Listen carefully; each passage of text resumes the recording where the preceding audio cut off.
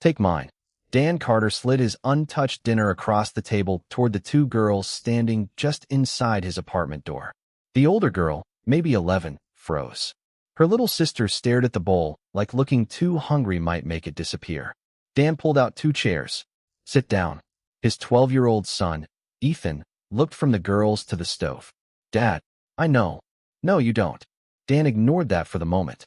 He divided his dinner between 2 plates, added the last piece of bread from the counter, then set water beside each girl. The younger one whispered, "We can share. You already are." Dan crouched so he wasn't towering over them. "What are your names?" "Maya." The older girl pointed beside her. "Sophie." "Okay. Maya, Sophie, eat first. We'll talk after." Maya hesitated. "We're supposed to be home. You live across the hall, right?" She nodded. Dan had seen them before. School backpacks. Sneakers outside their door. Their mother leaving early some mornings in hospital clothes. He had never seen the girls knock on his door hungry. That was different. Sophie picked up her fork. Maya still didn't move. "Our mom said she'd be back." Dan glanced at the wall clock. "How long ago?" Maya's face tightened. "I don't know." That answer told him enough not to push. He stood, checked that his apartment door was unlocked, placed his phone on the table within reach, and turned off the empty burner. Ethan watched every move. Then he looked at Dan's place setting. "You gave them all of yours." Dan opened the refrigerator. 1 carton of milk. Half an onion. Mustard. Nothing that became dinner without planning. "I'll figure something out." Ethan leaned back in his chair. "That's what you always say after." Dan looked at him. "After what?" "After you decide first." Maya stopped eating. Dan lowered his voice. "Ethan." "What?" "You told me we had enough until Friday." "We do." "You're not eating." "I'm fine." "That doesn't mean we have enough." The room changed. Dan felt it. So did the girls. Sophie put her fork down. "We can give it back." "No," Dan answered too fast. Ethan looked away. There it was. Not just the empty refrigerator. Not just the missing meal. Dan had seen 2 hungry children and made the decision before checking what that decision cost his own son. Maya pushed her plate towards Sophie instead of herself. Dan caught it gently. "Keep eating." Her eyes stayed on him. "Mom's going to be mad." Dan sat across from them. "At you?" Maya didn't answer. Sophie did. She said she'd be home before dark. Dan looked at the clock again, then toward the closed apartment door across the hall. Ethan's dinner sat half-finished in front of him. Dan's plate was empty. Now the question wasn't only why 2 girls had knocked because they were hungry. It was why their mother wasn't home, what this choice had already cost Ethan, and what Dan could do next without making another decision for everyone else. He looked at Maya. "Do you have a key?" She nodded. "Then I'm walking you across the hall." "That's it." Ethan gave him a look. Dan caught it this time. "I'm not going through their apartment. I'm not calling anybody. I'm making sure they get inside." Ethan looked at the clock. "You said we'd watch the game." "I know. It already started." Dan opened his mouth, then stopped. There was no answer that made both things fit. "I'll be back in 2 minutes." Ethan's expression said he had heard that before. Maya and Sophie finished enough food that Dan stopped worrying about whether hunger was the immediate problem. Sophie carried the chipped blue bowl carefully with both hands. "You can leave that," Dan said. She held it tighter. "We should wash it." "You don't have to." Maya stood. "We're not keeping it." Dan almost told them it didn't matter. Instead, he nodded. "Okay." Across the hall, Maya unlocked their apartment. Dan stayed outside. That took effort. He could see a narrow entryway, 2 school backpacks on the floor, a coat hanging from a hook. Nothing dangerous. Nothing that gave him permission to step farther. Sophie looked up at him. "What if Mom's not back soon?" Dan took out his phone. "Do you know her number?" Maya's shoulders stiffened. She said not to bother her at work unless it's important. Dan looked at the empty bowl in Sophie's hands. This was important. Maya shook her head. "She'll be mad we went over there." "At me?" "At us." Dan crouched again. "I'm not going to ask you why she's late." Maya watched him carefully. "I'm not going to make you explain adult stuff either." Sophie asked, "Then what do we do?" Dan pointed across the hall. "My door stays unlocked for a little while. If something feels wrong, you knock." Maya frowned. "What counts as wrong?" Dan thought about it. "If you're scared. If somebody gets hurt. If you can't reach your mom." Sophie nodded. Maya didn't. Dan added, "Being hungry counted too." That finally got a reaction from her. Not a smile, but less fear. Dan went home. Ethan was on the couch with the game, playing quietly. Dan glanced at the screen. "We miss much." Ethan didn't look at him. First quarter. Dan sat down. You still hungry? No, you barely ate. I'm not hungry now. Dan knew better than to argue. He reached for the insulated lunchbox he used for work and opened it anyway. An apple. 2 crackers in a plastic sleeve. He set the apple on the table. Ethan looked at it. That's your lunch tomorrow. I can grab something. Ethan turned to him. See? Dan stopped. See what? You do it after. After what? After you decide everybody needs your stuff more than you do. Dan looked at the apple in his hand, then put it back in the lunchbox. Fair. Ethan finally looked at him. That's all. For now. You're not going to explain why it was the right thing? Dan leaned back. No, that surprised both of them. A soft knock came from across the hall. Dan stood too quickly. Ethan closed his eyes. Dad. Dan froze with his hand on the doorknob. Then he looked through the peephole first. Maya. He opened the door only halfway. What's wrong? She held out the chipped blue bowl. Mom's home. Behind her, Sophie stood inside their doorway. Maya lowered her voice. She knows we ate here. Dan waited. She's upset. With you? Maya looked back toward home. I don't know. Dan took the bowl. Go be with your mom. Aren't you coming? No, Maya seemed surprised. She'll talk to me if she wants to. The girl nodded and went back inside. Dan closed his door. Across the hall, Rachel Monroe had learned her daughters had gone to a neighbor for food. Instead of knocking that night, she kept her door closed. The knock came at 6:41 the next morning. Dan was packing his insulated lunchbox when Ethan looked toward the door. You expecting somebody? No, Dan opened it. Rachel stood in the hallway with a folded sheet of paper in one hand. Dark blonde hair pulled back, hospital badge clipped to her coat pocket, expression controlled enough that Dan knew she had thought through what she wanted to say. I'm Maya and Sophie's mother. I figured. Her eyes flicked past him toward the kitchen. I need to talk to you. Dan stepped into the hallway and pulled the door mostly closed behind him. Rachel noticed. So did Ethan. First, she said, thank you for feeding them. You don't owe me. I wasn't finished. Dan stopped. Second, they know they're not supposed to leave the apartment without contacting me. They were hungry. I know. They thought you'd be home. I know that too. Dan studied her face. You got held at work. Rachel's eyes narrowed. Did they tell you that? They said you were supposed to be home earlier. That's all. That's all I asked. Some tension left her shoulders. Not much. My relief called out, Rachel said. I supervise dietary services at the hospital. I couldn't just walk away from a meal service already short-staffed. Dan nodded. That made sense to him immediately. He knew what it was like to be standing in front of a problem nobody else could safely leave unfinished. Rachel looked toward his apartment again. I had food here. Dan waited. It needed preparation. For an 8-year-old and an 11-year-old alone? Her jaw tightened. I said I was late. I didn't say I planned to be. Dan knew he had pushed too far. He backed up half a step. Right. Rachel unfolded the paper in her hand. A weekly shift schedule, covered with blocks and changes. I'm trying to get this stabilized. Dan glanced at it. You know which nights are worst. Yes. Then we can make a plan. Rachel refolded the page immediately. No, Dan blinked. I mean something simple. If you're running late, you text. I can make extra, no, or the girls can knock if. They already did. And it worked. Rachel's expression sharpened. For you. Dan went quiet. She looked past him again, and this time Ethan was visible at the kitchen counter, putting the single apple back into Dan's lunchbox. Rachel's gaze dropped to the mostly empty counter, then to Dan. That dinner was yours. He shrugged. I wasn't starving. That wasn't my question. Dan recognized the wording. Ethan had said almost the same thing the night before. Rachel looked embarrassed now, which somehow made her more defensive. You should have told them no. Dan stared at her. They were hungry, and now they think going across the hall is the solution. They needed food, Rachel. They needed me. The hallway went still. Dan lowered his voice. Those can both be true. Rachel looked away first. He could see the cost of the conversation on her face.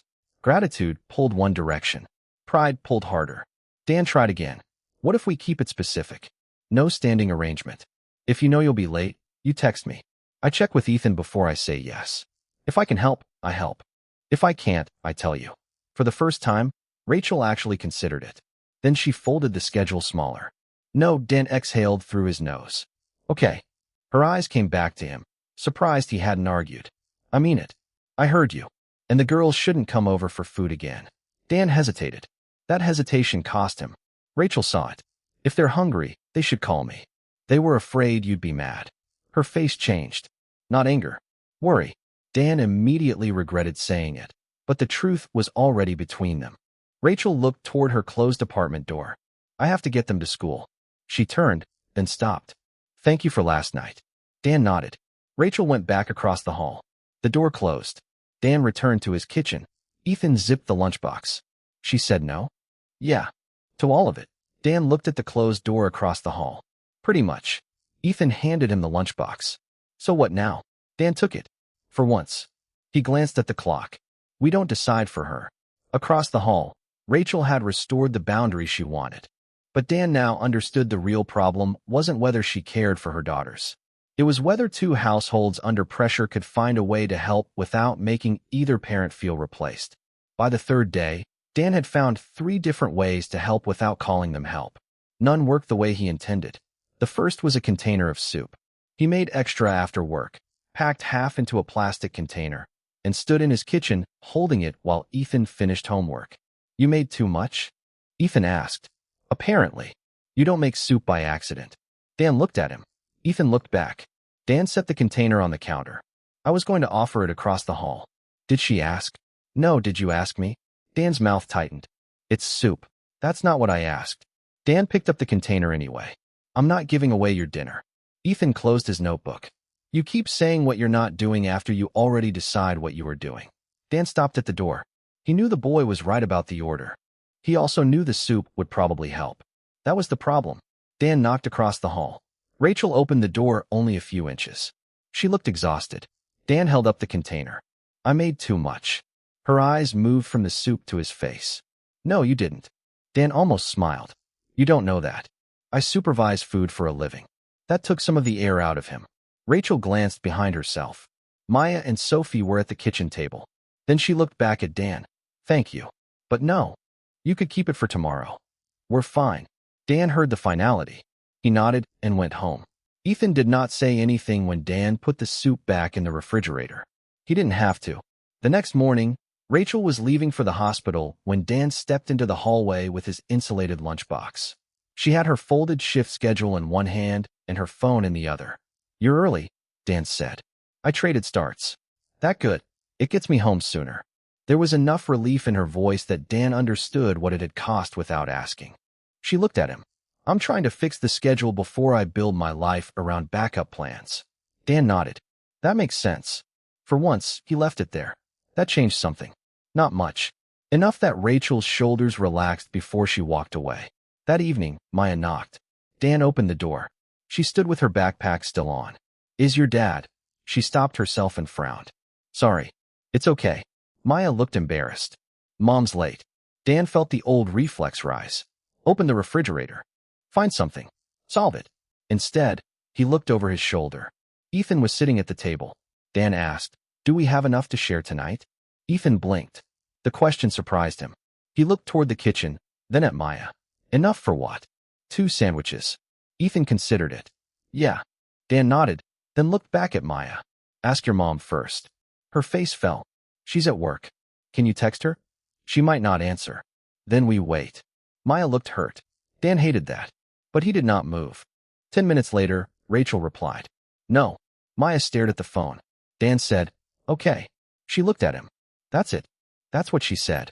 Maya went home angry. That was the first time Dan protected Rachel's boundary correctly. It still cost something. Sophie did not knock the next night. Neither did Maya. Rachel got home earlier twice that week because of the scheduled changes she had fought for. On the third night, she did not.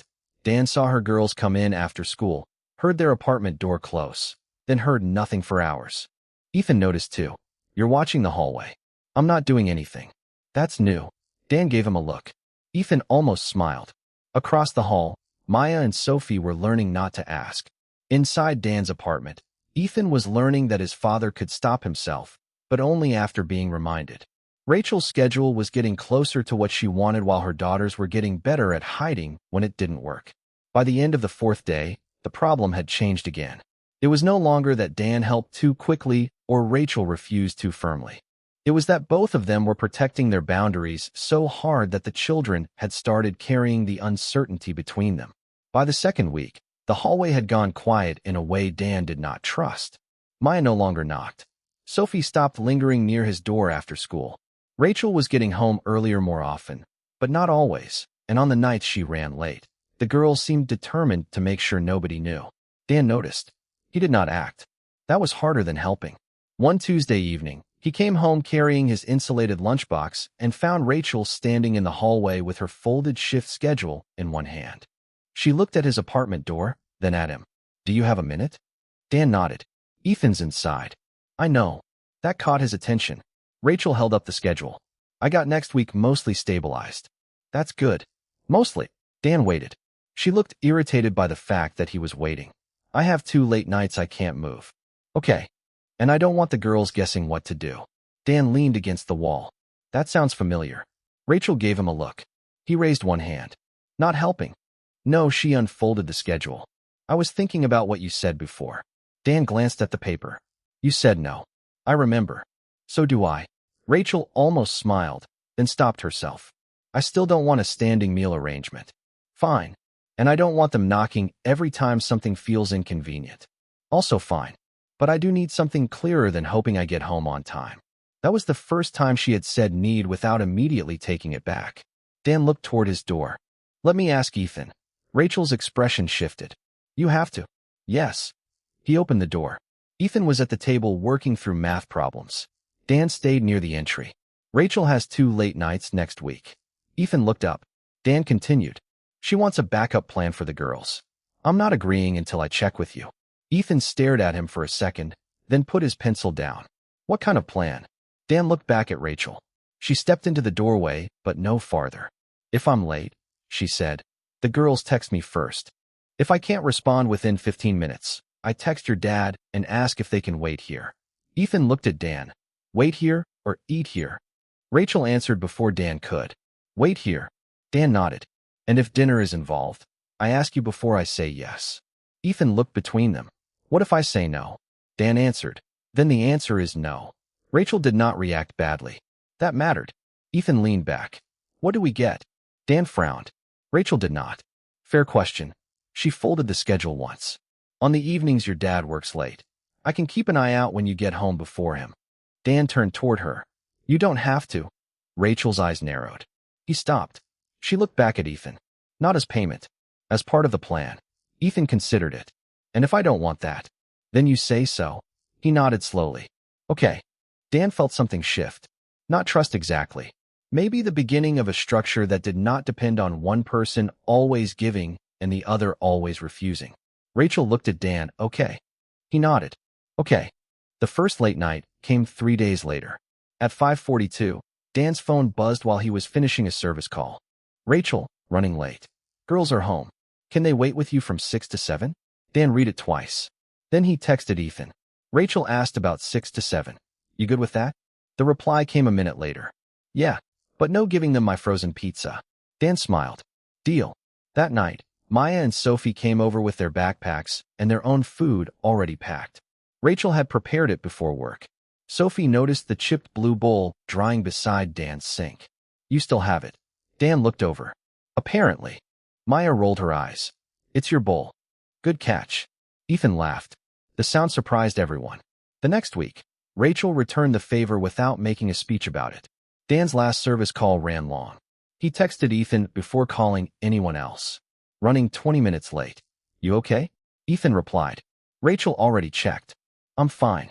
Dan stopped walking. He read the message again. Not because Rachel had rescued anything. Because she had done exactly what they agreed. No assumption. No intrusion. No child carrying the message. When Dan got home, Rachel was in the hallway with her folded shift schedule. "Everything okay?" he asked. "Yes." "Ethan, fine. You?" Rachel gave him a tired look. "Still working on that one." Dan smiled. This time, she did too. By the third week, they sat at Dan's kitchen table with Ethan nearby and made the arrangement explicit. No automatic meals. No unasked favors. No using the children to negotiate. If Rachel needed help, she asked. If Dan wanted to offer something, he checked with Ethan first. Either household could say no without explanation. Rachel looked at the rules they had written in plain language. This feels ridiculous. Dan nodded. It does. It also feels better. Yeah. She looked at him. For the record, I still hate needing this. Dan leaned back. For the record, I still want to solve everything before anybody asks. Rachel glanced toward Ethan. That part we know. Ethan did not look up from his homework. Very much. Dan laughed quietly. The old problem had been simple because both adults could blame the other method. Dan helped too fast. Rachel refused too hard. Now the harder choice was in front of them. They would have to depend on each other without surrendering control and help each other without taking over. Rachel folded her schedule and left it on the table between them. Dan did not reach for it. He waited until she slid it toward him. Then he picked it up. Week 4 started with a service call Dan should have turned down. He knew that before he accepted it. The job was across town, late enough that it would cut into the evening he had promised Ethan. Dan stood beside his work van with the phone against his ear. Yes, I can take it. The words were out before he checked the time. He looked at his watch, then at the text from Ethan. Still on for 6? Dan closed his eyes. The customer had no heat. He knew the system. He knew he could probably fix it quickly. He also knew exactly what he had just done. He texted back. Running a little late. I'll make it up. The reply took longer than usual. Okay. That was worse than an argument. Dan finished the repair efficiently. Failed igniter. Straightforward replacement. He had heat running again before 7. Competence was not the problem. The problem was that being useful made it easy for him to believe every need had become his responsibility. When he finally got home, Ethan was sitting at the kitchen table with his homework closed. The chipped blue bowl sat in the drying rack. You ate? Dan asked. Yeah. With Rachel? No, Dan set down his lunchbox. You waited? For a while. I said I was running late. You said a little. Dan pulled out a chair. Ethan, his son, looked at him. Ask me before you give away our plan. Dan stopped. The words were not loud. They did not need to be. That's what you said you'd do. Dan nodded. You're right. I know the heater mattered. I know. That's not the point. Dan looked down at his hands. No, Ethan picked up his homework. I'm going to my room. Dan wanted to stop him. Explain the call. Explain why the job mattered. Explain that families needed heat. Instead, he let Ethan go. Across the hall, Rachel was making a different mistake. Her shift schedule had changed again. Not because anyone had betrayed her. Not because someone under her had failed. The hospital needed coverage, and the schedule she had fought to stabilize was no longer stable. Rachel knew that by noon. She also knew she could ask Dan about the backup plan. She did not. She folded the schedule, put it into her bag, and told herself she could manage one difficult evening. At 5:30, Maya texted, Are you coming home soon? Rachel read it while checking a meal service count.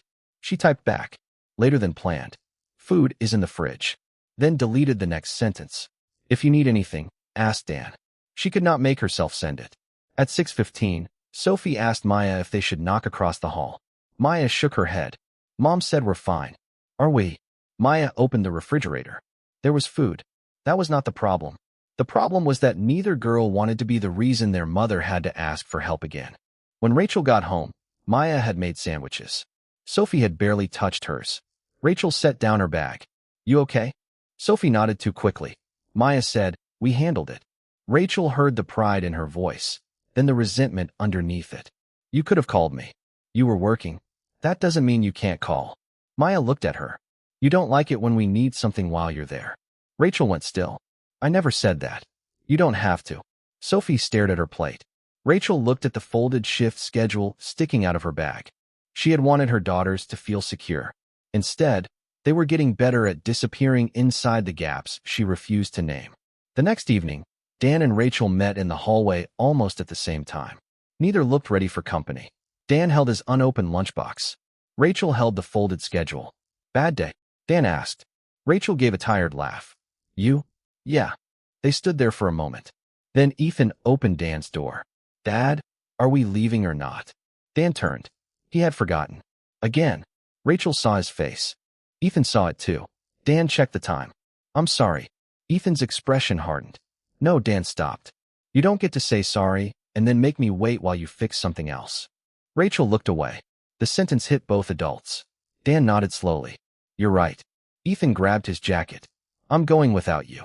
Dan let him. Across the hall, Sophie appeared briefly behind Rachel, then disappeared again when she saw the adults talking. Rachel watched her go. 2 weeks earlier, they had built a plan. Now both households were quietly teaching their children not to trust it. This time, neither Dan nor Rachel could blame confusion. They had known what to do. They had simply chosen their old habits instead. Dan started with the calendar on the refrigerator.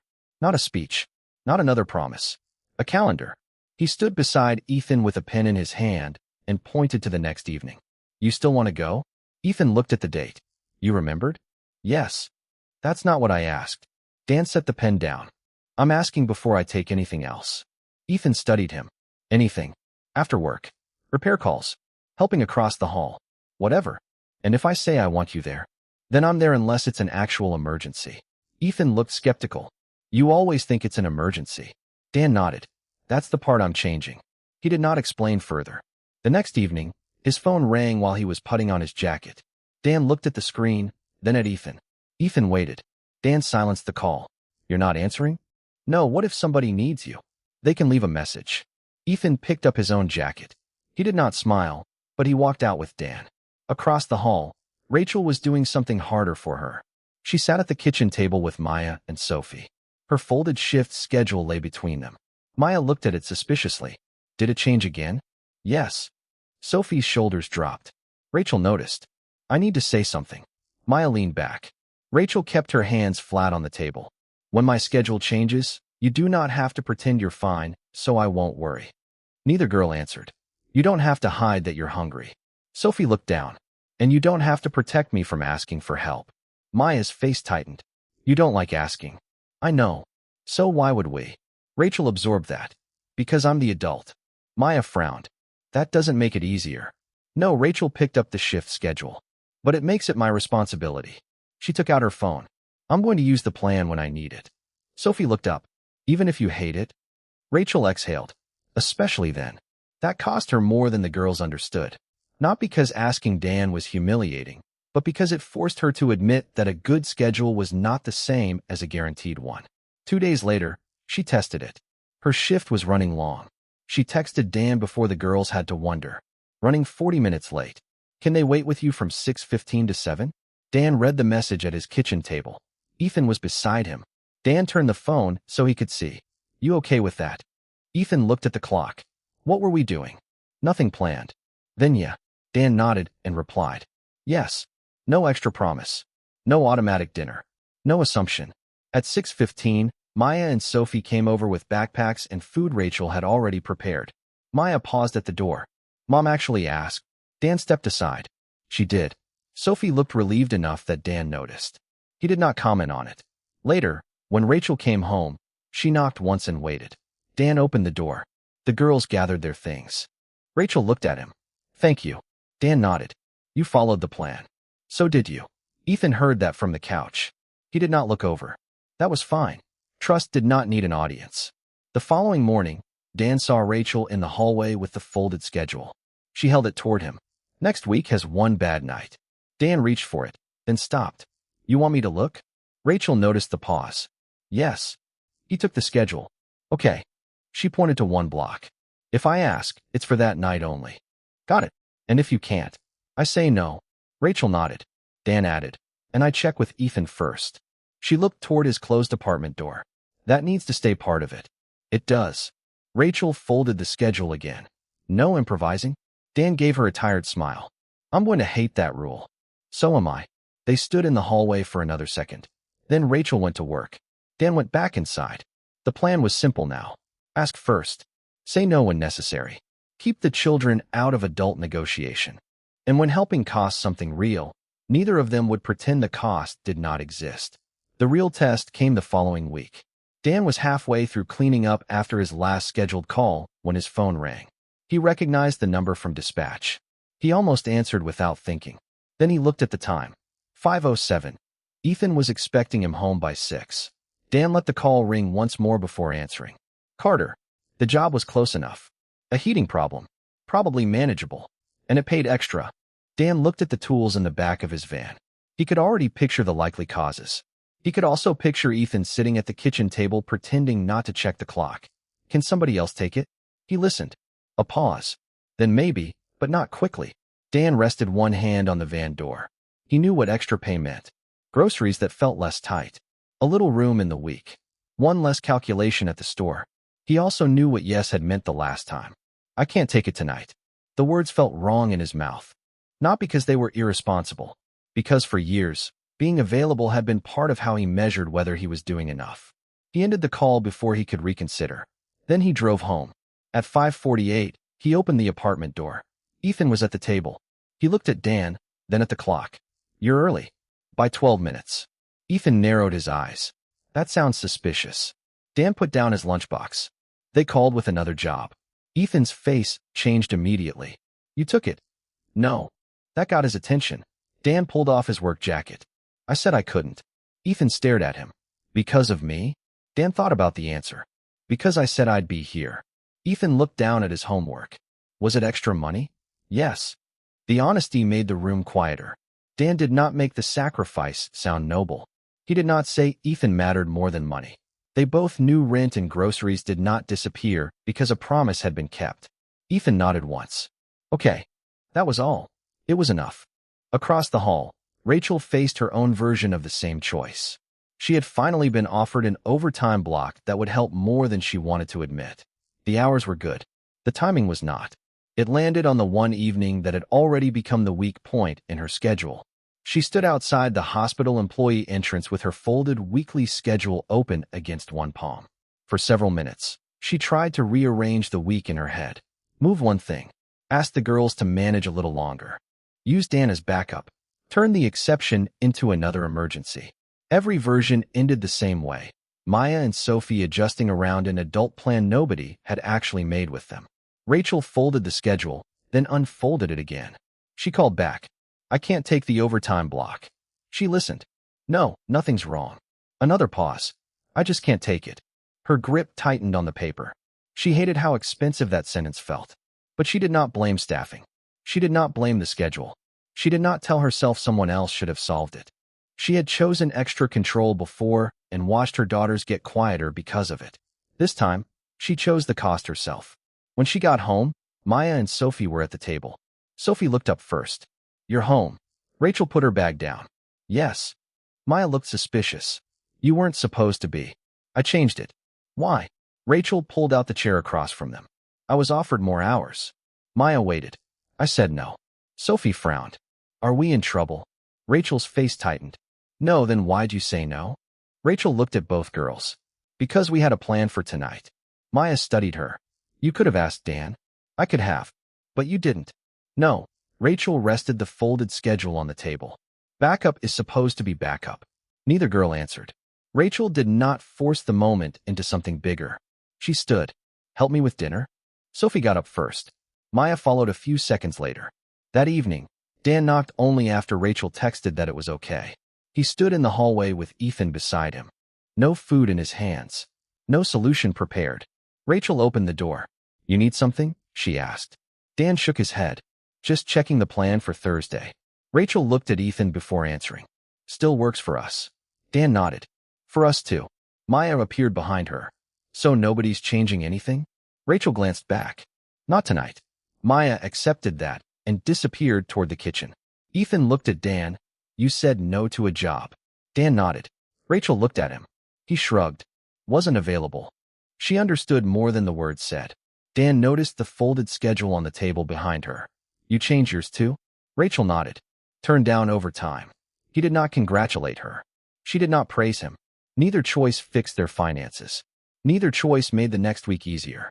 But both children had watched an adult absorb the cost, instead of quietly passing it down. That was different. The plan no longer worked because everyone hoped it would. It worked because, when keeping it became inconvenient, Dan and Rachel had finally chosen to keep it anyway. Several weeks later, the plan had become boring. That was how Dan knew it was working. Rachel's late nights were written down before they became emergencies. Dan checked with Ethan before agreeing to anything that affected their evening. Maya and Sophie knew when they could knock, when they should text their mother first, and when the answer might simply be no. Nobody liked every answer. That helped too. One Thursday, Dan got home at 5:36 and found Ethan at the kitchen table. Rachel asked about tomorrow, Dan said. Ethan looked up from his homework.